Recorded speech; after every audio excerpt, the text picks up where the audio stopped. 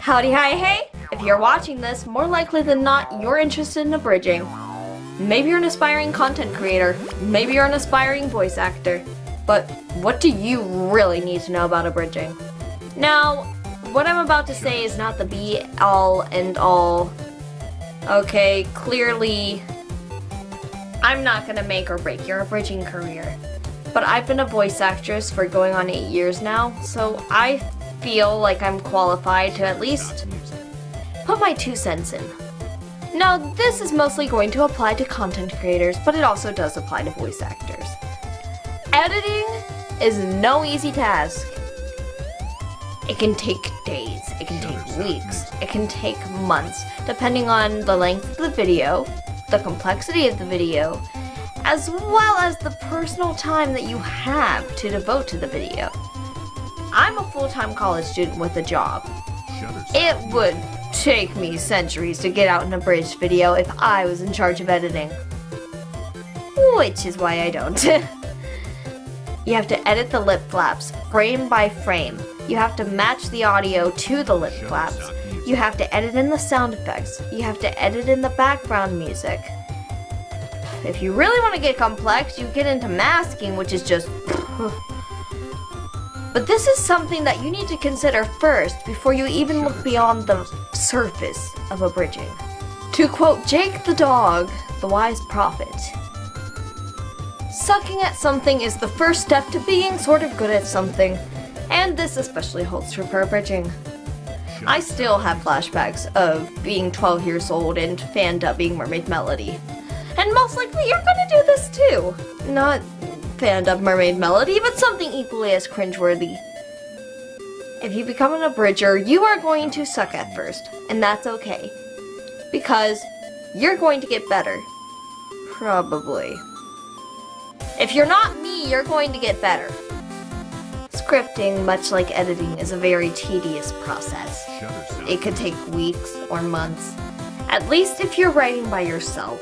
Many abridgers will opt to collaboratively script with a partner or partners, but this also requires good cooperation skills. Okay, this is mostly just my personal taste, but random is not funny.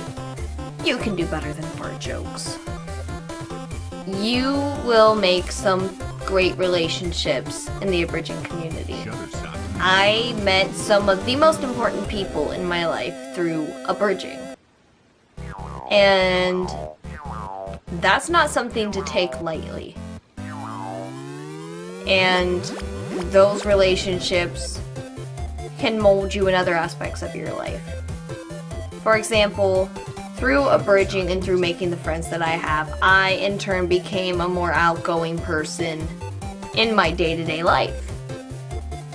And similar consequences, good consequences, can also happen for you. On the other hand, you're also not going to like everyone that you work with. The abridging community, like any community, has good and bad people.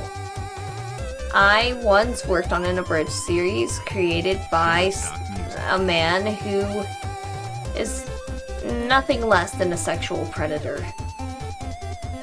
And even if not to that extreme, you will meet bad seeds. Like any form of entertainment, networking is imperative to abridging.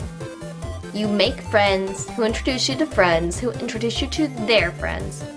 And that's how you become a part of the abridging community. That's how you become a voice actor. That's how you become a content creator. Making connections and networking is a vital life skill, and abridging is not exempt from this. This is essential to know before you become an abridger. It's for fun. It's a hobby. It's not about views or a subscriber count. No matter how big you get, no one looks up to abridgers that much anyway.